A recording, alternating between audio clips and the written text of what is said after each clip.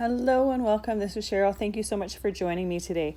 In this video, I'm going to share with you how I created this card here. Now, I just got these beautiful spellbinders and anemone dies, and I just had to play with them as soon as possible. I absolutely love the card that was created on the front of the packaging. And when I thought I was going, or what I thought I was going to make first with this die set was a card similar to that, but when I was looking for color inspiration, I found a lot with the same technique, and I haven't seen one done with this technique, so we thought we'd try this.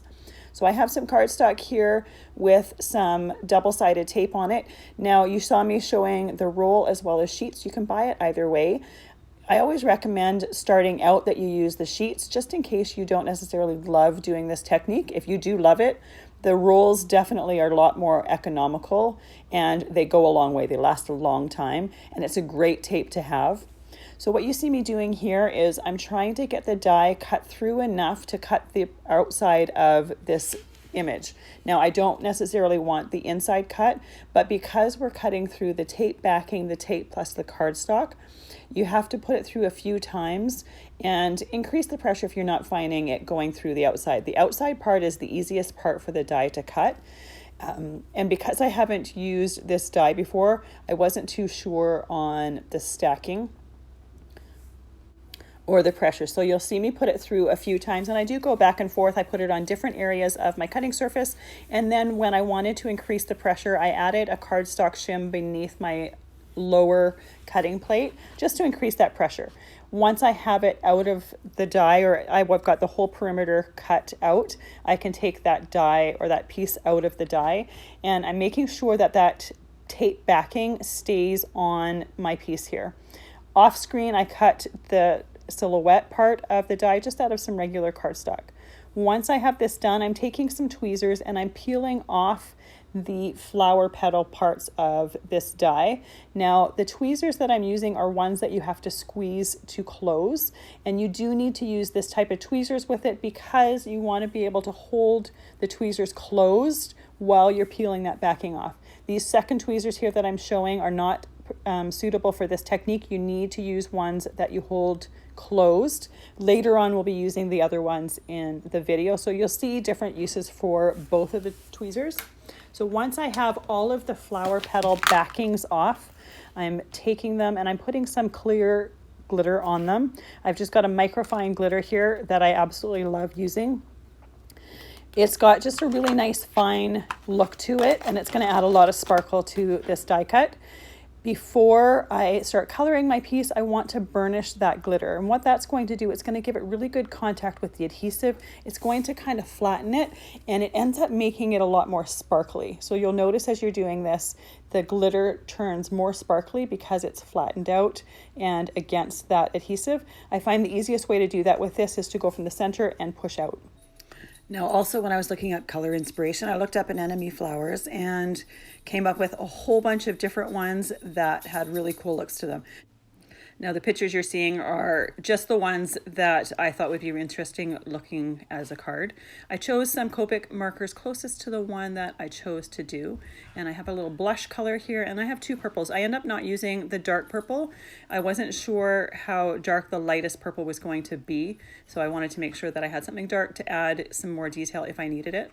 So the colors of the flowers that I chose to do have a blush on the outside and then the purple on the inside. So I'm taking the blush color and I'm just coloring the glitter basically, but I'm going from a heavier hand on the outside of the petal to a lighter hand on the inside of the petal.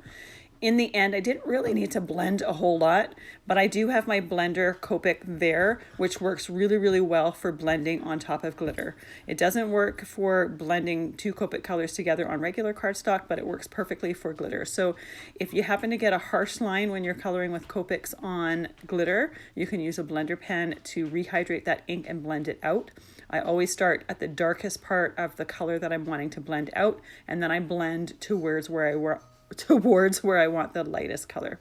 So I'm going to go in first with my light color. Like I said, I end up not using the dark color, but this one is actually a perfect match for the color that I saw on the picture that I showed you.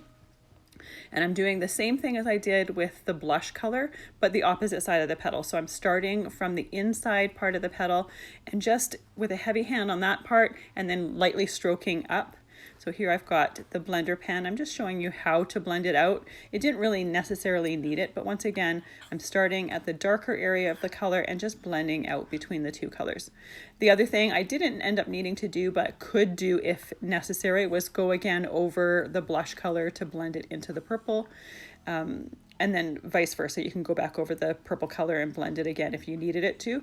The thing I like with Copics is you can go over the same area more than once, and so you don't have to necessarily color everything in one shot. You can have more chances to it.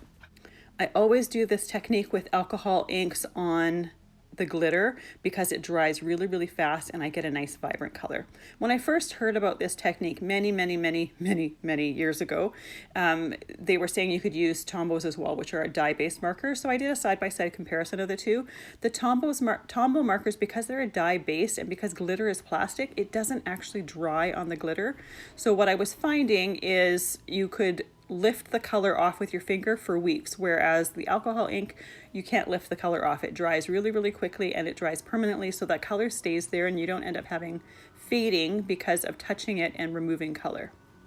The other thing I like about using Copics is if you wanted to add stickles, which in this instance there's no reason to add stickles because we have glitter underneath it, there's no point in putting glitter on top of it, or glossy accents, and you will see me do that in a few minutes.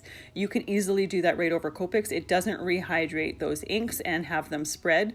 The Copic markers, being an alcohol-based marker, will stay exactly where they need to be.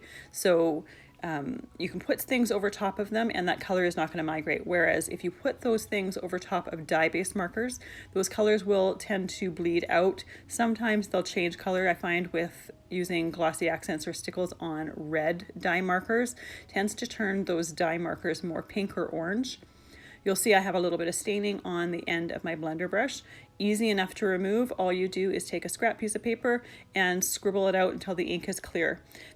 Sometimes you may get a little bit of staining that's permanent on the end of your marker, but as long as you're coloring and that ink is clear, it's just staining and it doesn't harm the marker in any way.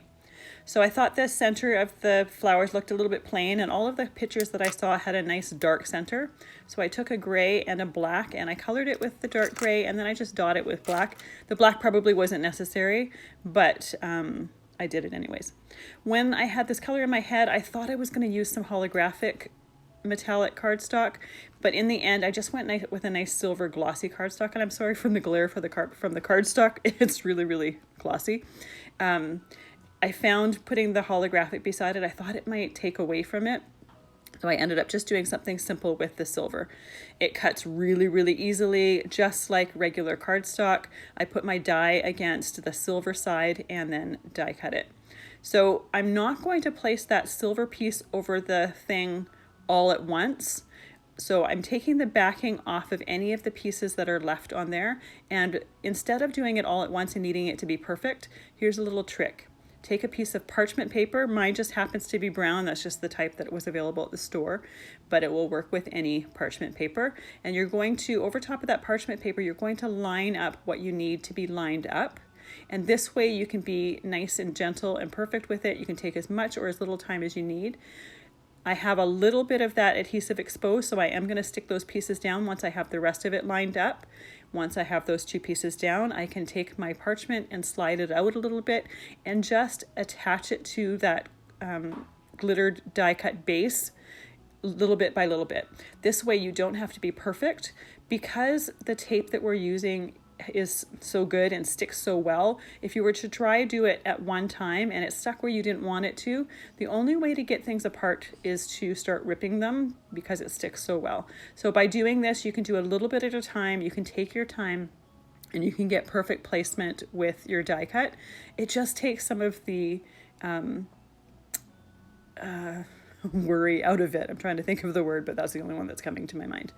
So just pull the parchment out a little bit by little bit. You'll find when you very first start that you might get the parchment sticking really well to your glittered base with the tape, but as you work, it'll come out a little bit easier, And even if it does stick to that tape, it's not permanent. It's just kind of like tape backing, so you just need to lift it up to remove it off. So this way we've got nice perfect placement. I don't have any exposed adhesive. This particular die has some areas on the outside that are solid. So I'm just kind of working from the center and then placing those areas.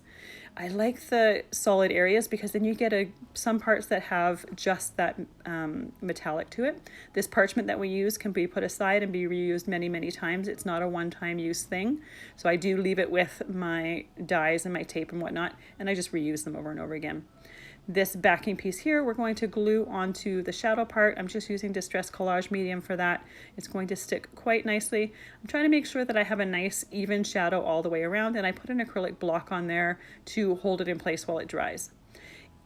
Originally, I thought I was just going to use the foiling for both the beautiful or wonderful word as well as the you are friend mini words, but I ended up choosing a different die set from the same line that had the word wonderful as well as the shadow to it. That way I was going to get a little bit of extra dimension to it, and it was just going to add more interest to the card. If I just did the foiling, it probably would have been lovely, but it just would have been a little bit more flat. So while my card base flower, or my flowers, and my word wonderful are drying, I'm just foiling the you are a and the friend die. I'm using a silver scrap of Glimmer foil. I keep all my scraps in just a little bin, and it's perfect for grabbing for these tiny little words.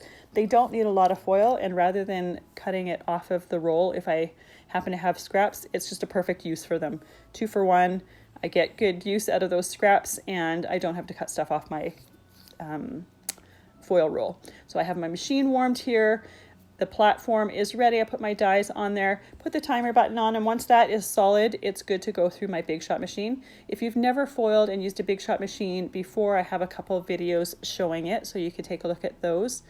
They're easy to do, and it's a great way to add metallic look to your cards with just a little bit of a different look to it. So I have my mini trimmer here. I like to use this for these tiny little words just because they're quite tiny, and my big trimmer, I find it's hard to get a really nice and even trim to them. So I'm using that for both of the words, and I'm going to stick them to the side so that they're ready for me at the end. The ruler part on this mini trimmer is a lot smaller than it is on my bigger trimmer, just so I find it's easier to see through and just to get good lineup and good placement, as well as the fact that it takes up a lot less of my desk, so it's perfect for these tiny little pieces. And nice and easy to grab. I usually do a bunch of these all at one time, and then I just have them saved in a little container so that they're ready to grab when I want to. But I didn't happen to have these particular words done because they were new dies that I just got. So I have all my pieces ready. I'm ready to assemble my card. I've got all my mats and everything already cut. I always kind of keep a stack of mats made from scrap papers from my bins in a container, so it's nice and easy to just coordinate what colors I need and grab them to put the card together. So I'm just using the same Distress Collage medium that I used to glue my glitter piece onto the shadow part, and I'm gluing those onto the card. Once again, putting the acrylic block on there to hold it in place while it's dry. For my word wonderful, I did cut a few extra pieces of the wonderful shadow from scrap cardstocks that I've had in my bin, just to give it a bit of extra dimension. Without it, I just felt like a little bit flat, so adding that is just a great way to add some dimension to it. And because they're die cuts, they stack really, really easily.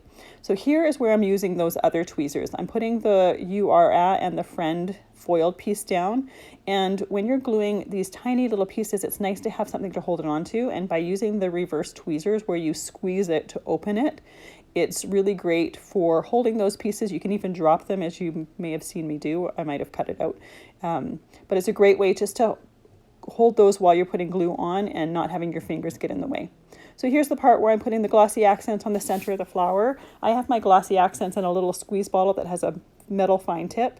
Once you're done using it, you want to tap your bottle onto your surface and then kind of squeeze it to burp out anything that might be in that needle part.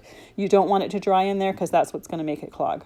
Once it's dry, here is our beautiful card. I'm so pleased with how it turned out, and I absolutely love the colors of those flowers. Thank you so much for joining me again, and I hope you have a fantastic day.